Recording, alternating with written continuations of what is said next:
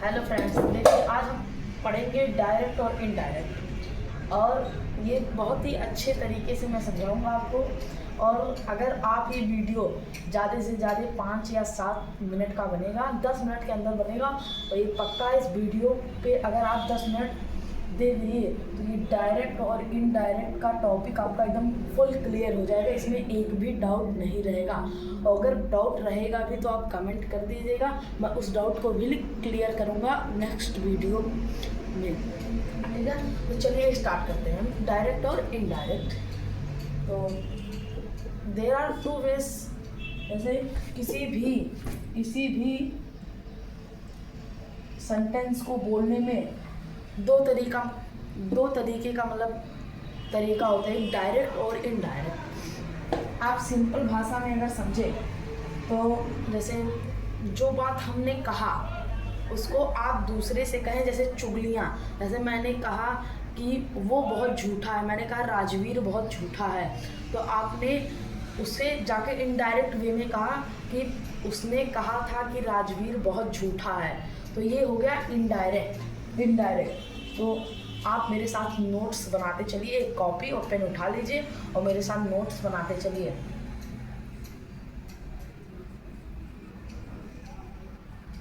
There are two ways to से there are two ways to saying the there are two ways to saying the same thing। किसी भी चीज को, किसी भी सेंटेंस या किसी भी चीज को कहने के लिए दो तरीके होते हैं। मेरे साथ आप नोट्स बनाते चलिए तो आपको क्लियर हो जाएगा। एक होता है डायरेक्ट और एक होता है इनडायरेक्ट। क्या होता है? एक होता है डायरेक्ट, एक होता है इनडायरेक्ट। ठीक है, जैसे आपको भी मैं एक डायरेक्ट सेंटेंस दे रहा हूँ। कैसा? डायरेक्ट। जैसे मैंने दिया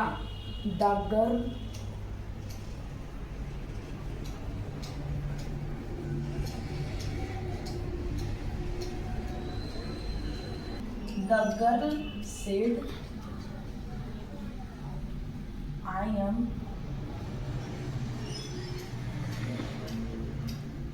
very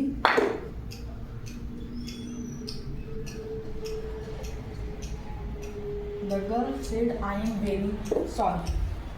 सबसे मैं आसान तरीका बता रहा हूँ, मुझे लगता है कि ऐसा कोई नहीं बताएगा। सबसे आसान तरीका मैं बता रहा हूँ डायरेक्ट सेंटेंस को पहचानने का। अगर सेंटेंस में कॉमा लगा हुआ है तो आप ये जान जाइए कि ये डायरेक्ट सेंटेंस है। क्या है? डायरेक्ट। और एक चीज़ आप हमेशा ध्यान रखिएगा, जब डायरेक्ट सेंटेंस को इनडायरेक्ट में बदलने के लिए एक चीज़ हमेशा ध्यान रखिए, जब कहीं सेड रहे, जब कहीं भी सेड लिखा रहे, जैसे यहाँ पर लिखा है, जब कहीं भी सेड लिखा रहे तो सेड जो है हमेशा डायरेक्ट से इनडायरेक्ट में जब जाएगा तो हमेशा सेड ही लिखा जाएगा। अब जब सेड टू लिखा रहे तो ये जब डायरेक्ट से इनडायरेक्ट में जाएगा तो ये हो जाएगा टोल्ड। क्या हो जाएगा? जब सेड लिखा रहेगा तो ये सेड ही रहेगा इनडायरेक्ट में, बस सेड टू रहेगा तो टोल्ड हो जाएगा।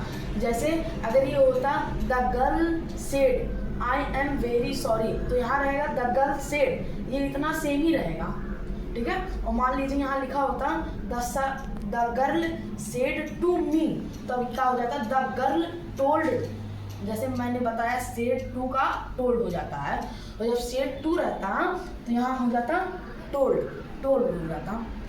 जब टोल्ड सेड टू रहेगा तो टोल्ड, और सेड रहेगा तो सेड। ठीक है, और डायरेक्ट जब इनडायरेक्ट में जाता है, चीज़ का बहुत ध्यान रखिए, जब डायरेक्ट इनडायरेक्ट में जाता है जब डायरेक्ट इनडायरेक्ट में जाता है तो ये हमेशा पास्ट टेंस में रहता है। इनडायरेक्ट क्या रहेगा? हमेशा पास्ट टेंस में।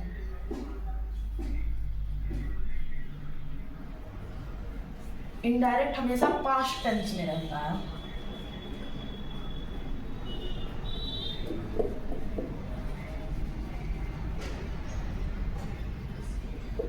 इनडायरेक्ट सेंटेंस हमेशा पास्ट टेंस में रहता है। हमेशा मतलब हमेशा पास्ट टेंस में रहेगा, ठीक है। और एक चीज़ और ध्यान रखिएगा, मैं बहुत आसान ट्रिक से बता रहा हूँ कि आपको आसानी से ज़्यादा 10 मिनट में आप सभी को समझ में आ जाए और आप हमेशा के लिए इसको ना भूलें। तो जब सेंटेंस डायरेक्ट में रहे तो ये जहाँ ये कॉमा आ जाता है, कॉमे से पहले जो वो रहेगा सेड या सेड टू या जो भी रहे, उसके बाद डैट लगता है। क्या लगता है?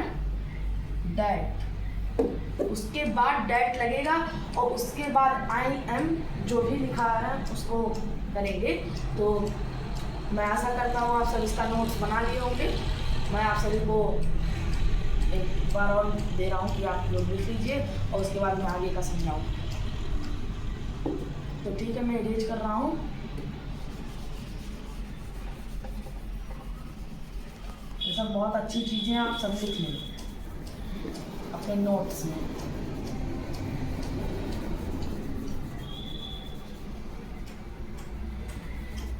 ठीक, तो चलिए इसका हम लोग डायरेक्ट से इनडायरेक्ट में करते हैं।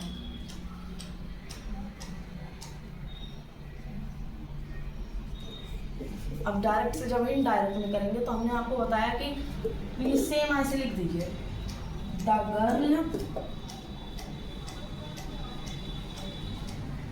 गर्ल सेड, मैंने बताया था कि सेड रहेगा तो सेड दैट, मैंने बताया था कि ये जहाँ से कॉमा स्टार्ट होता है उसके पहले दैट लगता है। The girl said that, the girl said that she was very sorry। ये है इसका indirect sentence. The girl said I am very sorry का ये है indirect. The girl said that she was very sorry. The girl said that she was very sorry. अब चलिए एक और सेंटेंस हम लोग ले लेते हैं। तो हमारा दूसरा डायरेक्ट सेंटेंस है Ravi said I am ill today. ठीक है, Ravi said I am ill today. Ravi ने कहा मैं आज बीमार हूँ। रवि ने कहा मैं आज बीमार हूँ। इसको इनडायरेक्ट में करने का लिए हम लोग पहले लिख देंगे रवि सेड दैट, मैंने बताया था कॉमा के बाद दैट। थोड़ा पास हो गया, मैं थोड़ा इरेज करके फिर से लिख दे रहा हूँ।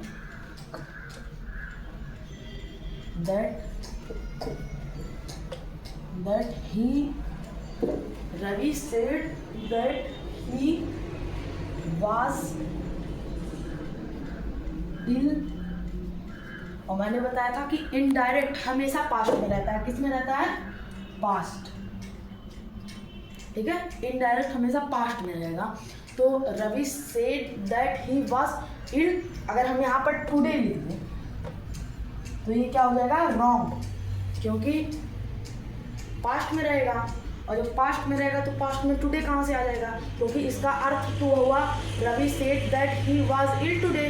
तो रवि ने कहा आज मैं बीमार हूँ, तो यहाँ पर इल टुडे नहीं रहेगा, यहाँ पर रहेगा दैट डे। क्या रहेगा? That day. ये हो जाएगा आपका एकदम पूरा सही। तो ठीक है, रवि ने कहा मैं उस दिन बीमार था। ठीक है, तो आप समझ गए होंगे इनडायरेक्ट। तो और मैं एक और अभी बता दे रहा हूँ आप लोग को एग्जांपल। तो हमारा नेक्स्ट सेंटेंस मैंने ले लिया है, he said to me I am happy. He said to me I am happy. मैंने आपसे बताया था सेड टू रहेगा तो क्या होगा, आप कमेंट में बताइएगा। सेड टू रहेगा तो क्या रहेगा? मैंने बताया सेड टू रहेगा तो टोल्ड बनेगा। सेड टू से क्या बनेगा? टोल्ड। तो ही told me that, आपको याद होगा, मैं फिर से बता दे रहा हूँ कि कॉमा से पहले दैट का प्रयोग जरूर कीजिएगा, कॉमा से पहले दैट का प्रयोग जरूर कीजिएगा। He told me that I am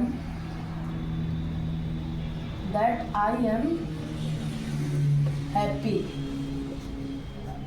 क्या होगा, आप पढ़ के बताइए। He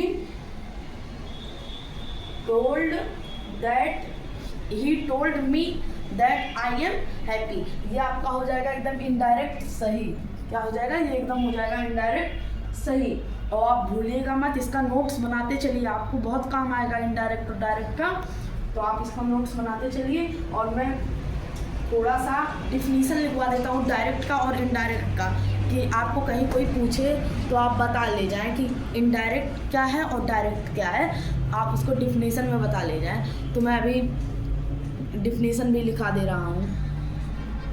चलिए, आपसे एक डिफिनीशन लिखवाने के लिए कहा था, तो डिफिनीशन आपका डायरेक्ट स्पीच का पहले देख लीजिए। आप इसको नोट्स बनाते चलिए क्योंकि आपको बहुत काम आएगा।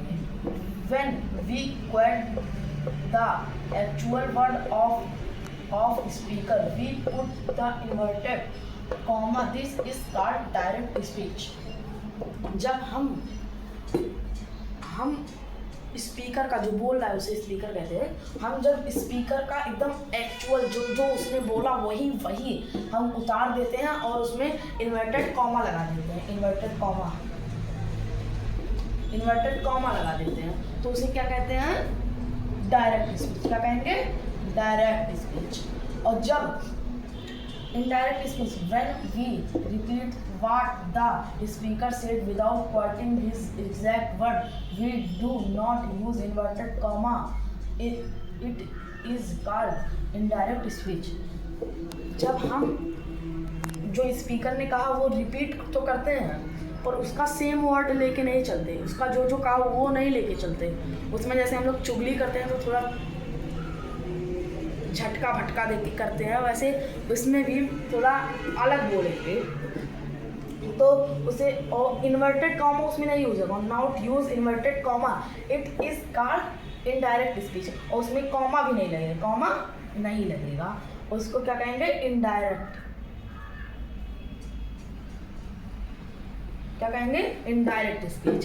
तो मैं आशा करता हूँ कि आप सभी को डायरेक्ट और इनडायरेक्ट बहुत ही अच्छी तरीके से मैंने समझाया। मैं पूरा समय अपना पूरा जितना मुझे आता था मैंने अपना पूरा किया और मुझे पता है कि आप लोग को समझ आ गया होगा, क्योंकि मुझे नहीं लगता कि इससे आसान ट्रिक कोई होगा, इससे आसान ट्रिक नहीं कोई होगा, इससे आसान ट्रिक मुझे तो नहीं पता,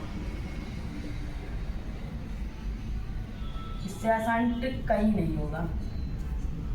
चलिए ठीक है, इसी के साथ ये वीडियो खत्म करते हैं, मिलते हैं नेक्स्ट वीडियो में। शायद उस वीडियो में मैं लेटर राइटिंग लाऊं।